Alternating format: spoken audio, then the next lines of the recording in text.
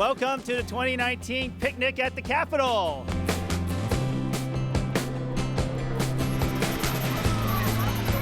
With the goal of feeding 1 million meals to children in the Sacramento area during the summer.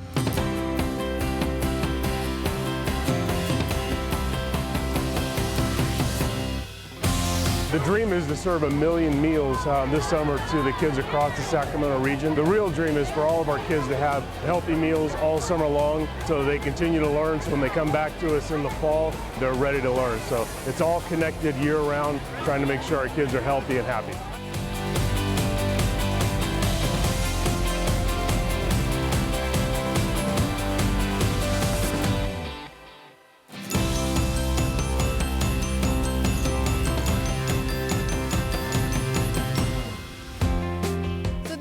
A call to action for all of the adults and for all of us to really think about the Summer Meals program as a proven strategy to help kids get the nutrition that they need to grow, learn, and thrive. We have summer meal programs throughout the county. Some are at parks, some are at school sites, so that any child under 18 can get a free meal during the summer and make sure they're still getting fed healthy food every day. During the summer, when kids don't have access to that meal, that hunger continues on for them. This is a way for them to get nourishment throughout the summer and for them to go out to the sites and not just learn about the academic stuff, but learn about like new fruits and vegetables that they may not see throughout the school year. The menu itself has been inspired by Mexico. We've got 2 different street tacos that we're going to be serving as an entree. The first one is a chicken taco inspired by Riverside. We also have a white bean and potato taco with cotija cheese to come up with a nice vegetarian option as well. We have cilantro rice because what dish doesn't go without a little cilantro rice. We're doing a cucumber and tomato salad today, tossed in just a little vinaigrette, very simple.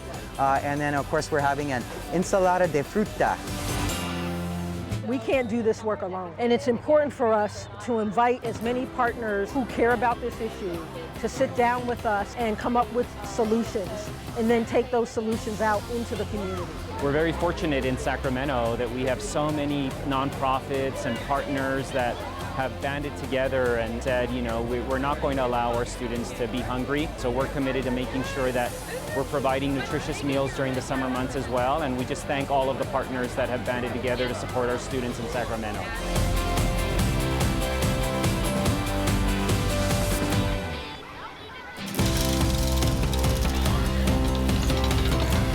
There's a lot of kids who don't have access to healthy food during the summer months and when school is not in session. And so it's really important that we get the word out so that kids can not only come in and get a free meal, but they can also do some summer learning to continue their learning so that when they go back to school, that they're ready and they haven't lost a lot of the information they learned the year prior.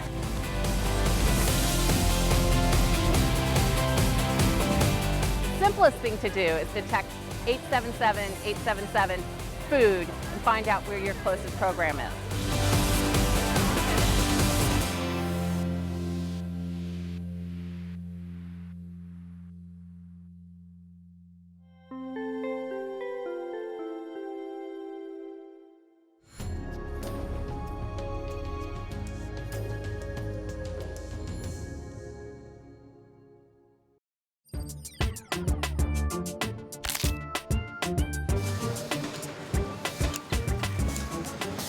We're at Elk Grove Unified School District's Food and Nutrition Services Central Kitchen, and what we do here is we create meals for children throughout the school year and all through summertime. Today's meal was a yogurt parfait. We had yogurt, granola, strawberries, carrots, and jicama.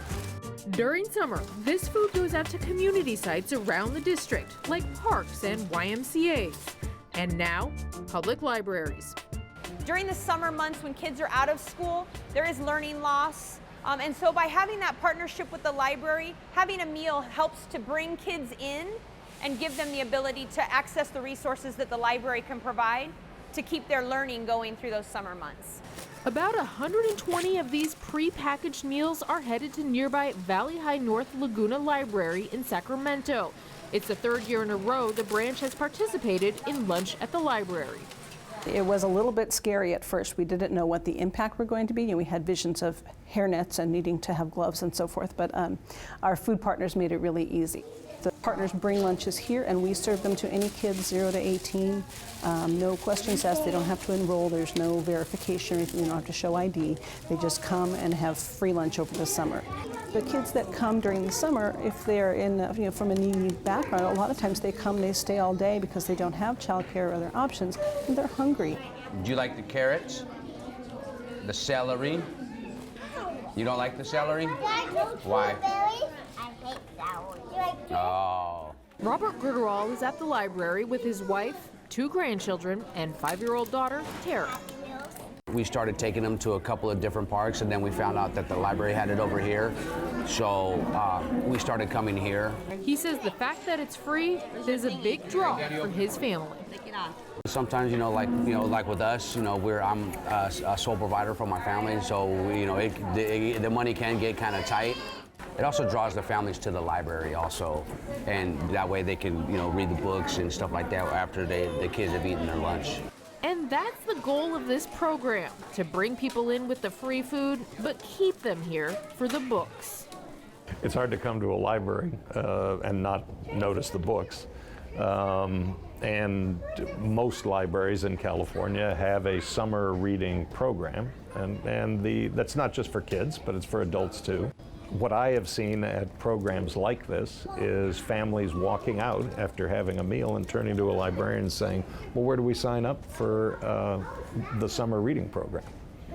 So it goes hand in hand.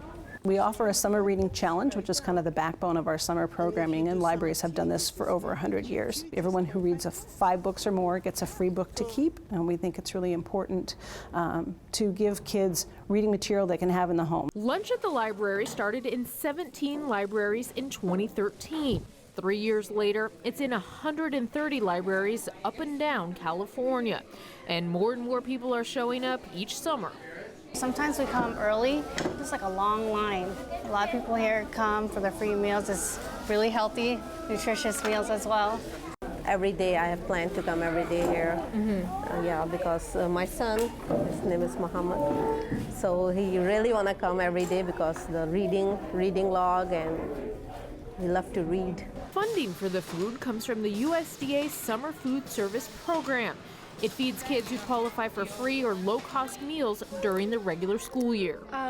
We're actually running out of food at home, and my mom's kind of broke.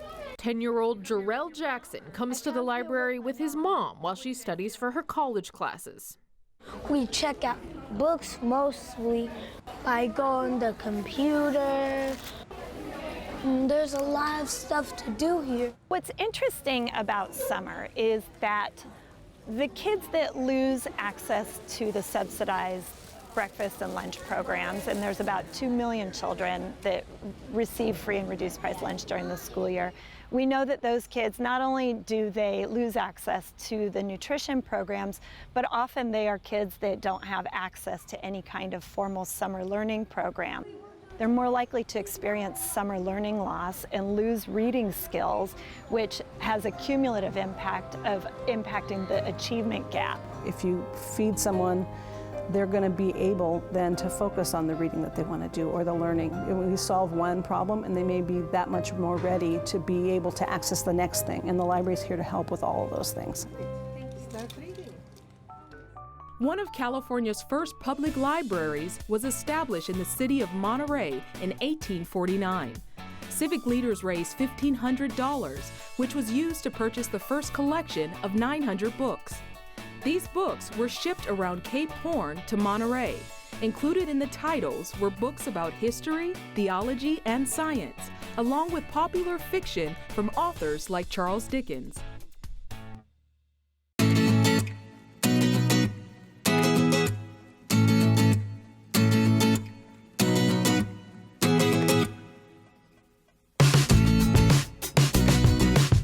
Good afternoon.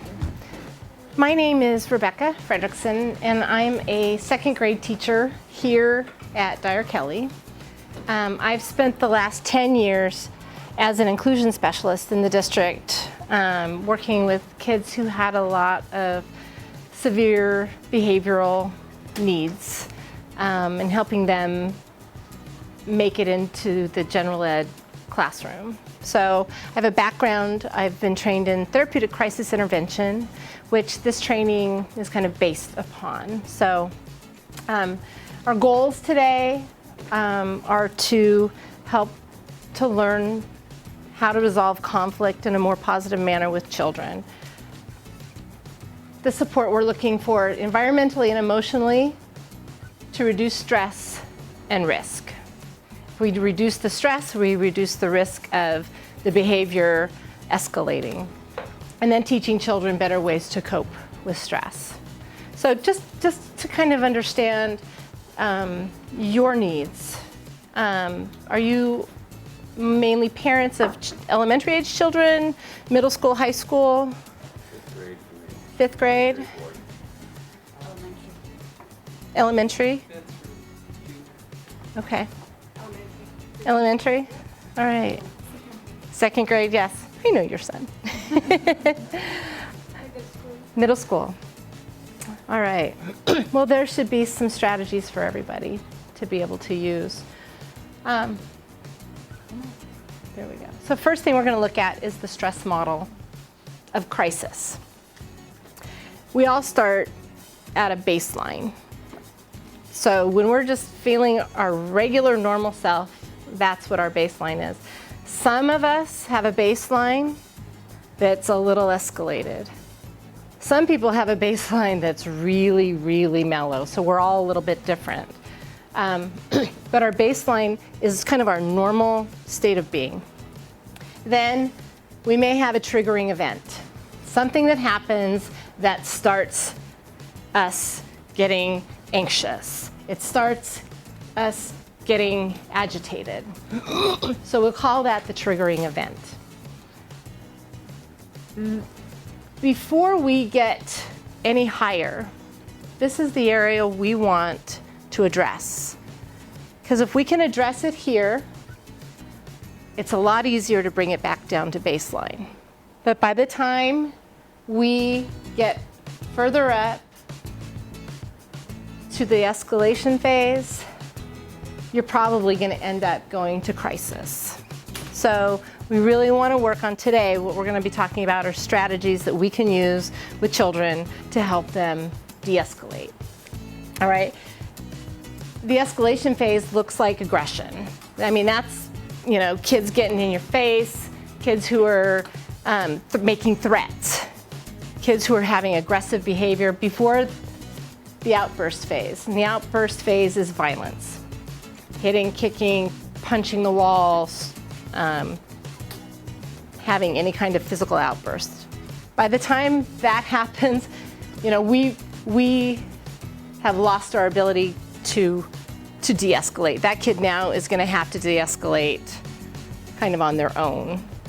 There are things we can do to help them, but all the things we're going to learn today will help us to bring it back down here before it reaches that place. The first thing that we're going to look at is we're going to look at self-awareness. There's 4 questions that we're going to ask ourselves. First question, so when our child, you know, our student is starting to get to that place, they're doing things right now, they're agitated, they're saying things, they're starting to act out. And when they do those things, how does that affect us? So the first question we need to ask ourselves right then and there is, how am I feeling? And I have to acknowledge how I'm feeling before I do anything with my child. How am I feeling? And then, what does this young person need, feel, or want? So now I gotta start thinking, I gotta kind of get out of myself for a second and I gotta think, what's going on here? What do they need? The third thing is, how is the environment affecting them? And we're gonna talk a little bit more later about what does that mean? What is the environment?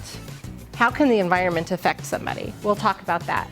And then the fourth thing, after I've done those 3, then I think, how do I respond to this?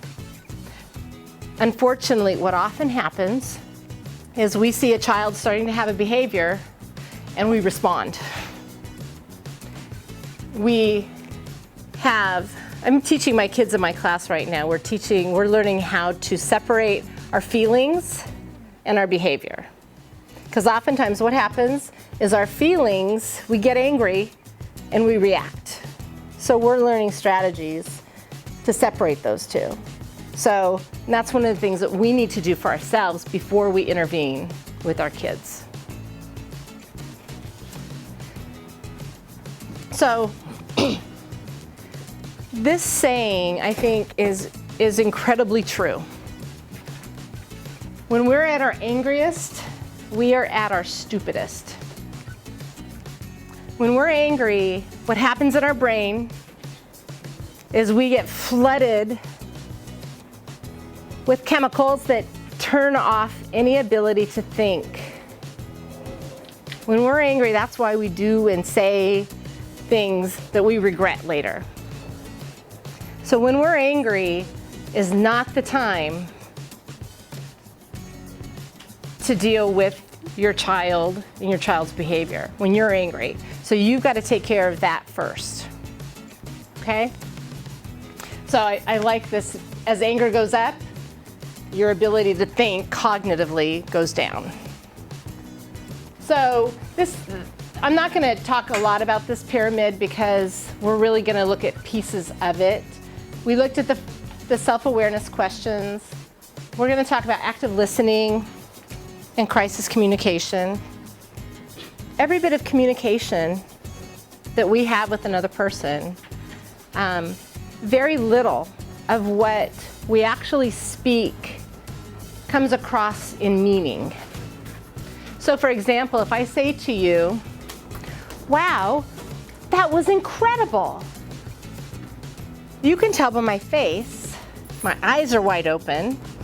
You can tell by the tone of my voice that I really mean, wow, that was incredible.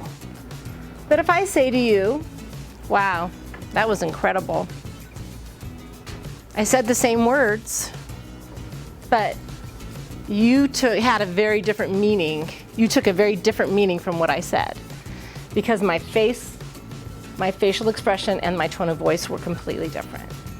So this is something very important when we are talking to our kids. When I know for myself it's really easy to jump into being sarcastic. Sarcasm is something that I think we all fall into, but it's one of those things, a lot of times our kids don't get that. And they hear us say one thing and we mean something completely different. So we have to be very careful and really think about when we speak that we are using the appropriate facial expression and tone of voice. When we talk about behavior support techniques, there's a whole list of things that we can do to help our kids get out of that crisis and to help ourselves too.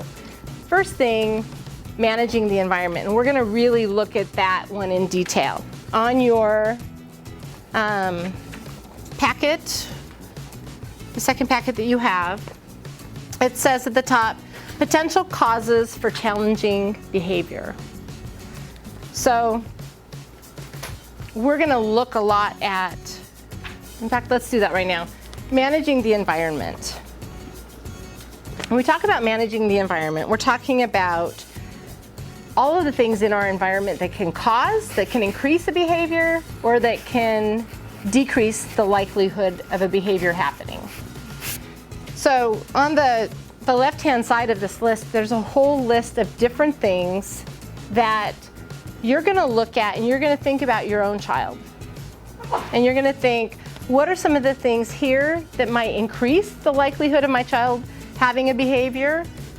What are some of the things that might decrease the likelihood? So, for example, under physical environment, some of the things it has order and cleanliness, lighting, noise levels, furnishings, decorations, their bedroom, props for the child to play, things, toys for them to play with. So let's say in your child's room, they came home one day and all the toys are gone.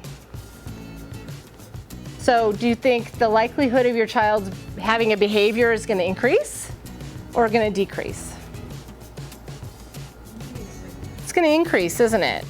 Because they're going to go, wait a minute.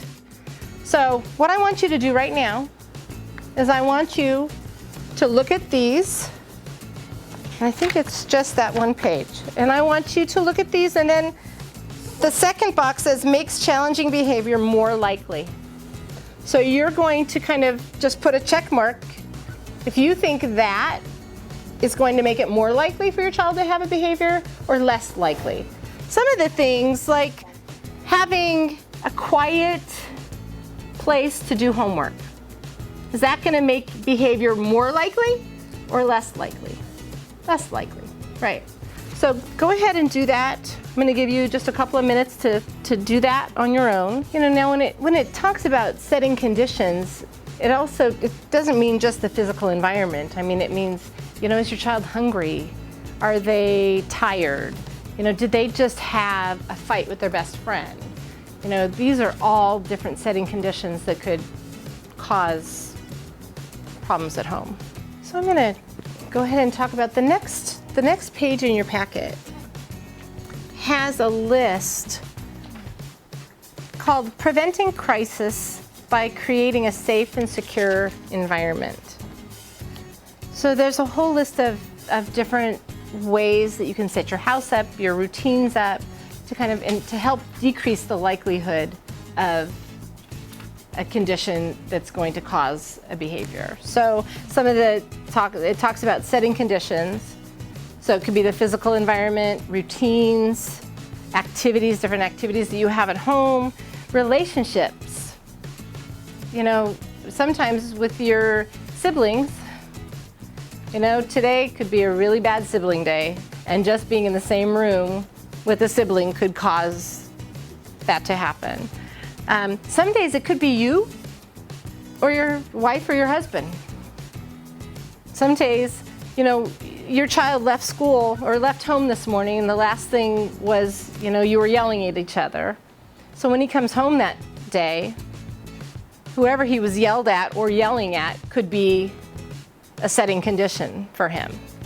So, you know, thinking outside the box sometimes. It could be students who have medical conditions. We have students who have diabetes that they come home, their blood sugar is low, and watch out.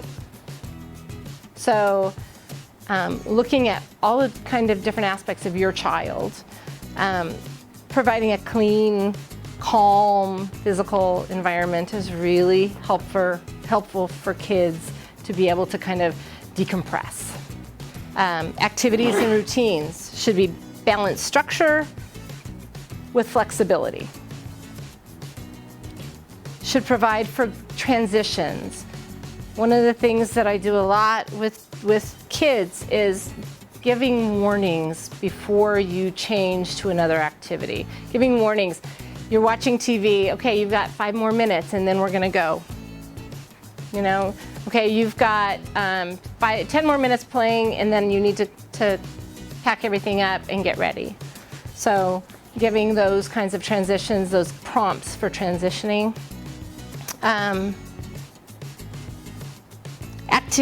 Treating each child as an individual. And like I said before with baseline behavior, you know, you have different children and, you know, if you have multiple children, each child may have a different baseline.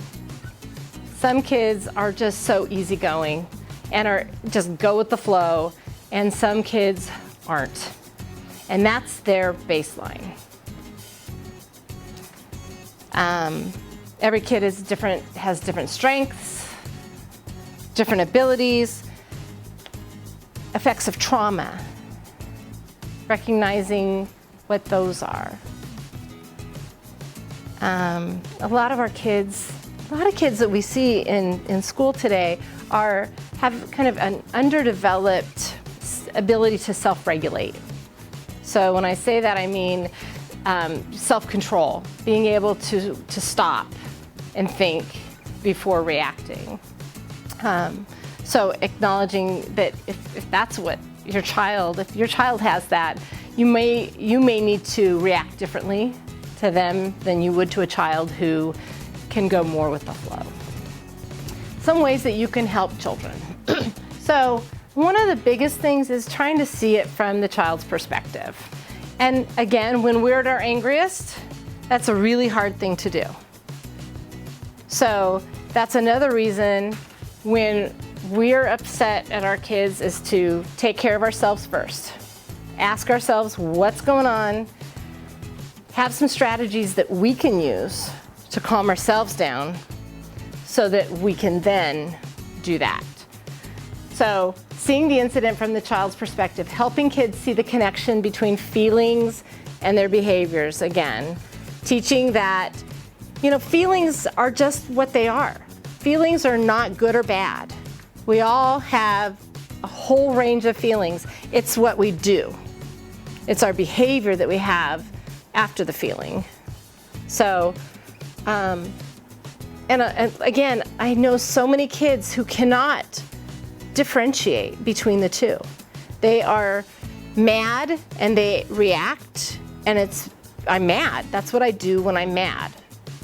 So really helping them to differentiate between those two, and then encouraging kids to be responsible for their actions.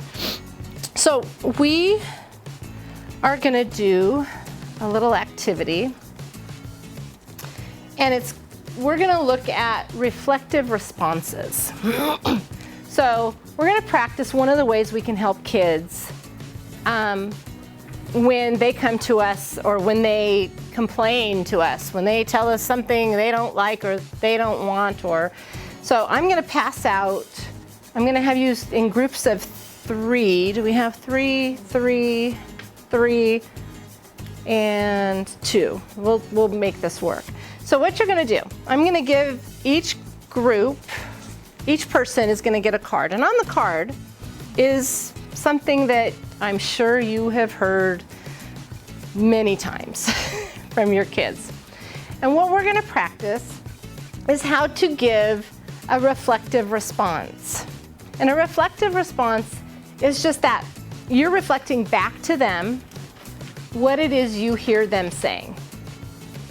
And again, if you are at that, if your baseline is up here now, you're not going to be able to do this. So you've got to get yourself back, get that anger out of you so you can do this and so you can help your child. Reflective responses can say, what I hear you saying is, or when this happens, you feel, So you're feeling, right now? Or, so I hear you telling me. So it's just reflecting. So what you're going to do in your groups of 3 is what I'm going to do is I'm going to have, maybe, could I have you join this group? Would that be okay with you? Yeah. And so what I'm going to have you do is one person is going to read the card to another person, and then that person is going to give a reflective response. And then the third person is going to listen and give feedback. So what did you hear? Did you hear a reflective response? Or did they need to do something a little differently? So you're going to be kind of the judge. You're going to be listening and seeing what they hear. Then you're going to read yours. You're going to be the child, and then you're going to be the adult giving the reflective response back, and you'll be listening. And then you'll be the child, and you'll read it to her, and you'll reflect. So you're just going to go around and you'll take turns. So one of the ways to not go there is to just ask, another would be eliciting techniques. That's the other piece of this is so tell me more. I'm not just tired. So tell me. I'm just not telling you. Okay.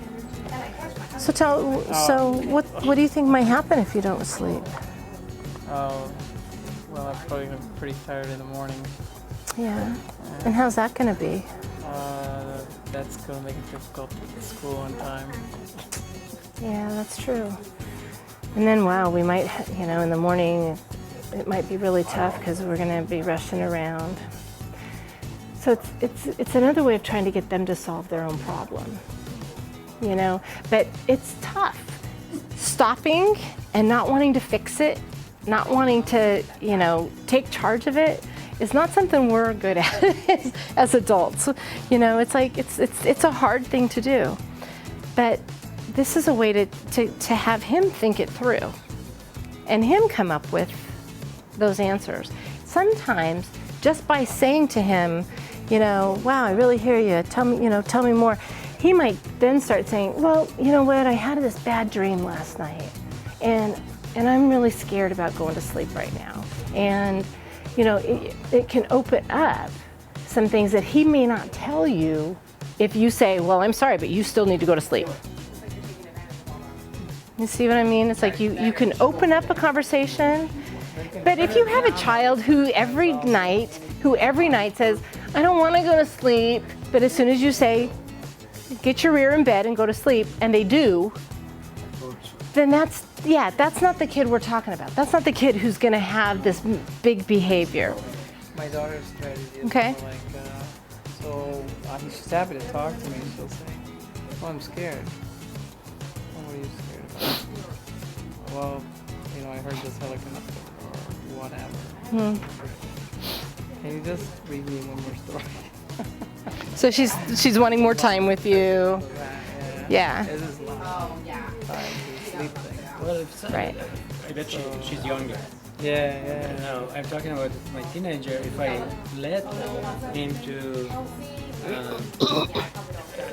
let's say it's past half hour past his bedtime, and say I'm just not tired.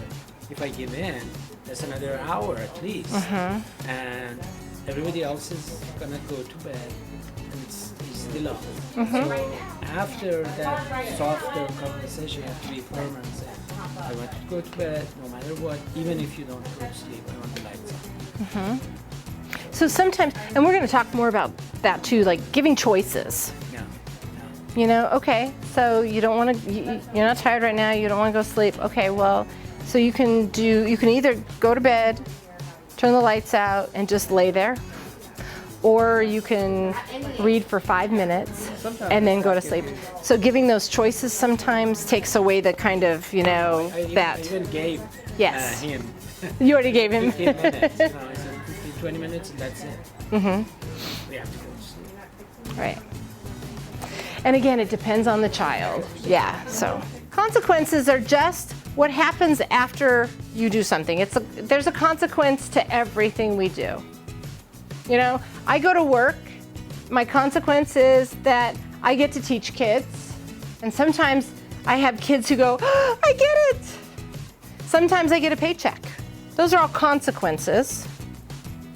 But if I decided one day that I just didn't want to go to work, I have a consequence for that too. So consequences are good and bad.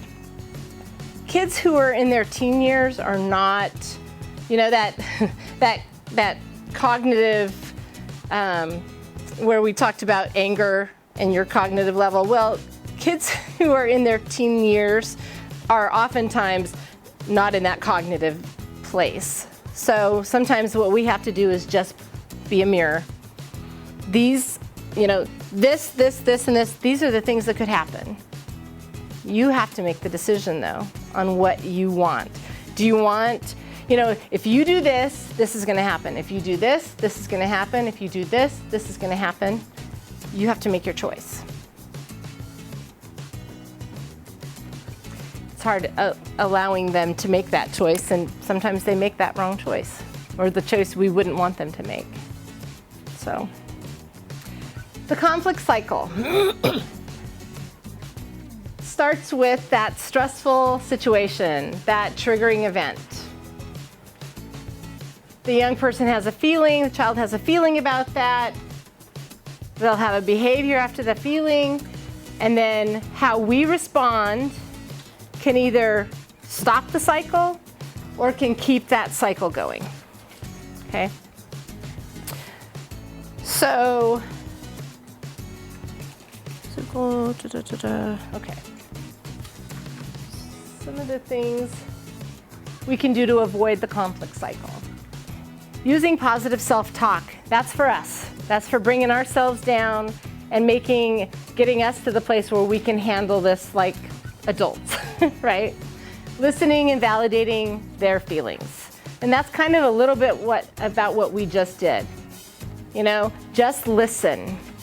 Sometimes, I know that this is one of the hardest things for us to do. Because we want to jump in.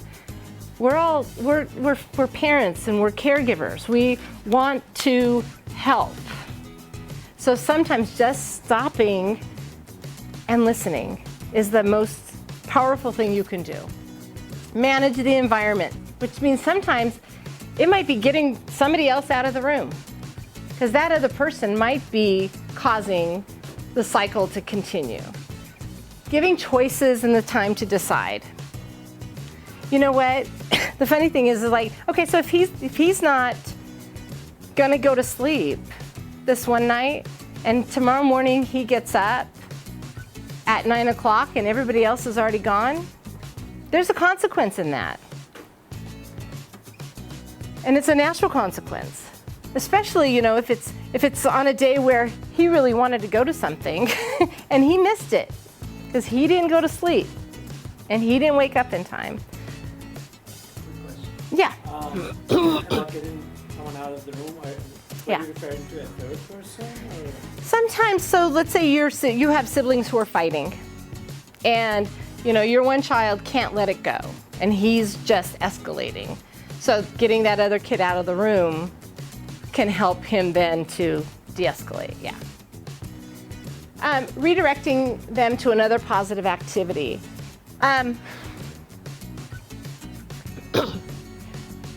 We're talking about a child who's in that cycle and who is gonna blow.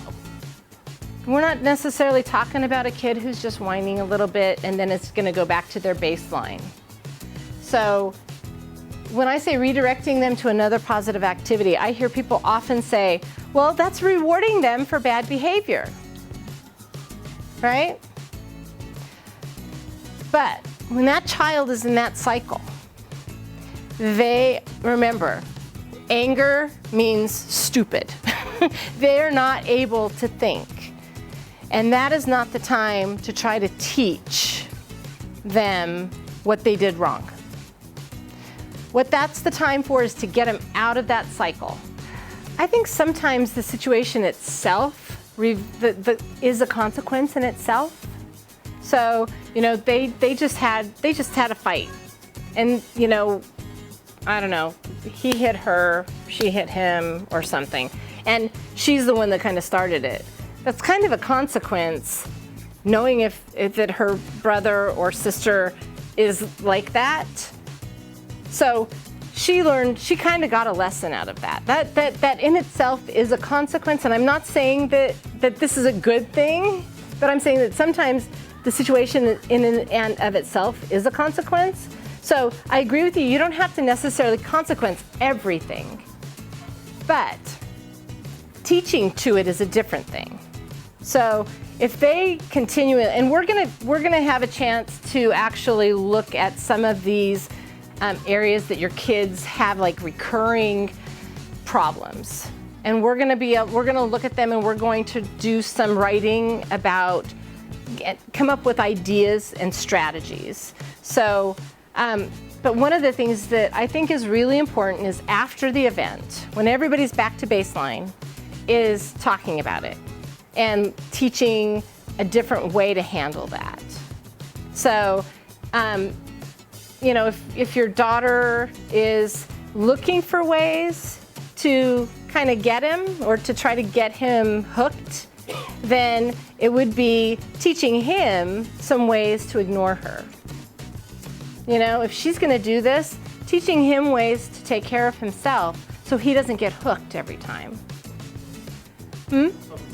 Yes, exactly, teaching coping skills. So, but we'll look a little bit more at some of those specific situations. We're gonna look at the different ways to address them. Appealing to their self-interest. Anybody who appeals to our self-interest when we're upset, it's a helpful way to get somebody out of that cycle. Dropping or changing the expectation. Again, remember, we're talking about a child who is going to explode. We're not talking about a kid who's just having a little bit of a, you know, I don't want to. Those kids, we kind of know what to do with. We're talking about a kid who, if you keep this expectation going for this child, it's not going to turn out well. Something's going to get broken. Somebody's going to get hurt. I'm talking about that kid. So sometimes in that situation, dropping the expectation is your best bet. You got to get this kid back to baseline. And then when they're back at baseline is when you are going to teach a better way to handle that situation. Trying to do it while he's in the midst of that anger is only going to cause it to continue. That cycle will just keep going. Okay? So, last little slide here. Some things that you can say, verbal strategies. The first one is a big one. Saying very little. It's like, wow, I can see you're really upset. How hard is that? It does. It's tough to do. So, saying very little. And then using understanding responses. I can see you are really upset right now. I can see you're really angry right now. Encouraging positive behaviors. So when I've noticed before that when this happened, you did this. So you're kind of reflecting what you've seen them do before that worked for them, you know? So, and then encouraging them to do that again. Emphasize desirable outcomes. So, you know what? I'm trying to think of an example. When you go to sleep tonight and we get up in the morning, we're going to be going to blah, blah, blah, blah, blah. You know, and you're going to get a good night's sleep, and then we're going to be able to go do this. So helping them see beyond the present moment, that there will be, there's something down here that they're going to like. Offering an apology. It doesn't have to mean that you're sorry that you did something. I oftentimes, when I hear a kid who's just bawling about somebody that did something and they're so upset, you know, wow, I'm so sorry that happened to you. I'm sorry. I didn't do it, but I am sorry. I'm sorry they're feeling that way. So just offering that. And if you did, you know, if you lost it, you lost your cool, then apologize. It's okay. Remember the importance of tone of voice again. Tone of voice and facial expression. Let's see, I think that's the end of that. Okay, so in your handout on, looks like that's the next to last page. Oh, it is the last page in your handout. It's a page that says using consequences. So helping children to succeed, making the rule or the expectation very clear. And you probably have all had this situation where you've told your child to do something and they said, well, I did. And they actually did do what you said, but it wasn't everything you meant.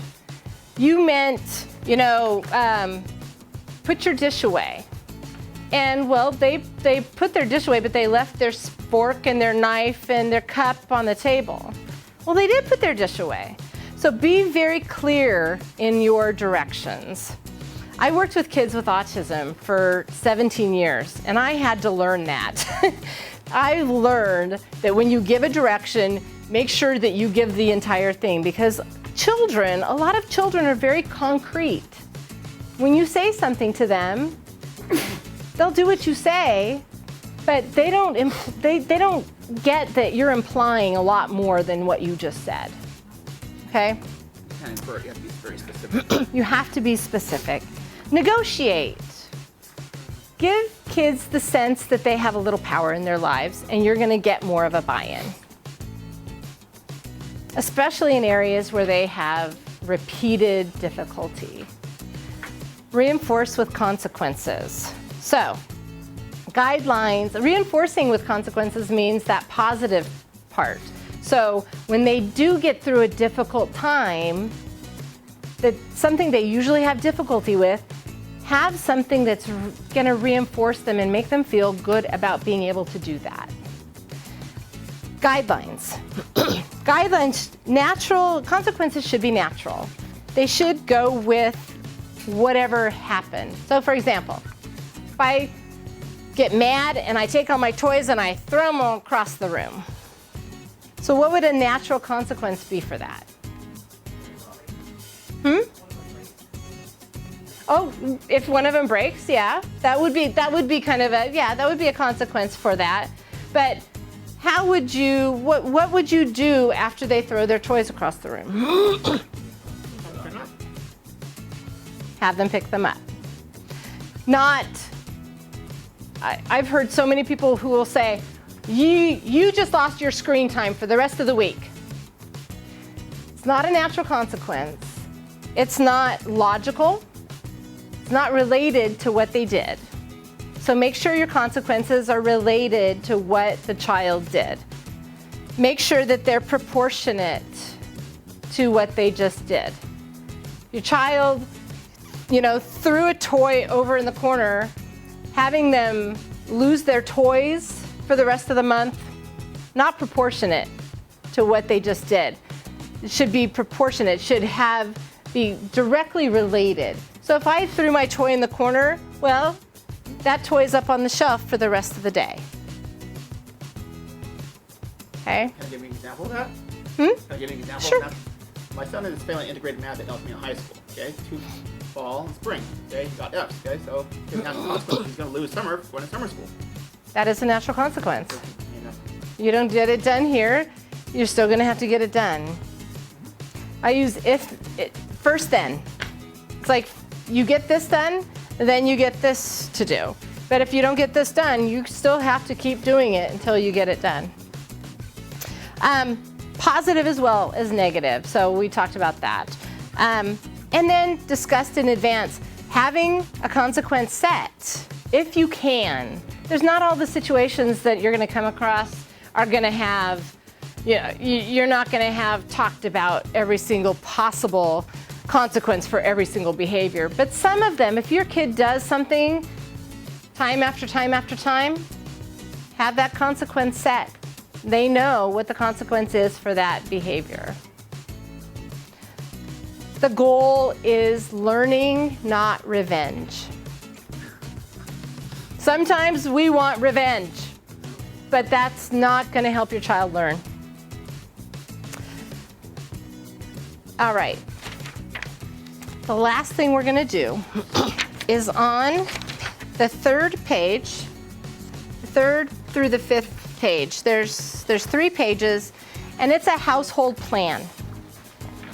So you're going to choose a household rule or an expectation, especially something that is happening in your house with your child that you need to figure out. It looks like that. They have it broken into times of the day. So they have bedtime routine, morning routine, meal times, homework, chores, television, computer games, phone, trips out, showers, cleaning teeth, and then a whole category for other. So what you're going to do is you're going to pick one or more of those areas, and then the next column says adult concerns. And there's an example at the top there. So their example is, they're talking about a child, Emily must go to bed at 9, so that's the bedtime routine. The example was the adult concern, Emily doesn't get enough sleep and she's grumpy in the morning. We have a battle for an hour or so every evening to get her to bed. Then we have a battle every morning to get her up and ready for school because she's so sleepy. The child concerns. So you're going to try to put yourself in your child's footsteps and think about why are they having this issue. So in this case, I hate going to bed early. I'm not tired and I get bored in my room. I hate it when they nag me about bedtime. And then solutions. And in the solutions column, it says on here, and I like this, it's think quantity, not quality. They want you to really just brainstorm. Come up with as many different solutions as you can think of to that problem. So in this case, they said she can go to bed. Now, these don't all have to be good solutions, but just any kind of solution you can think of. So Emily can go to bed later. Emily can watch TV or listen to music in her room for agreed upon time. Emily can keep the light on all night. Emily can choose a bedtime story. So quantity, write as many down as you can. All right? And then when we're done, we'll probably just share out in our groups. It might be a good way for you to get ideas from other parents of things that might work for you. So I'm going to take like maybe the next 10 minutes. You can keep it. It's yours. Take the next 10 minutes and write about one of those things or two of those things, areas that you want to get some feedback on, and then we'll share out.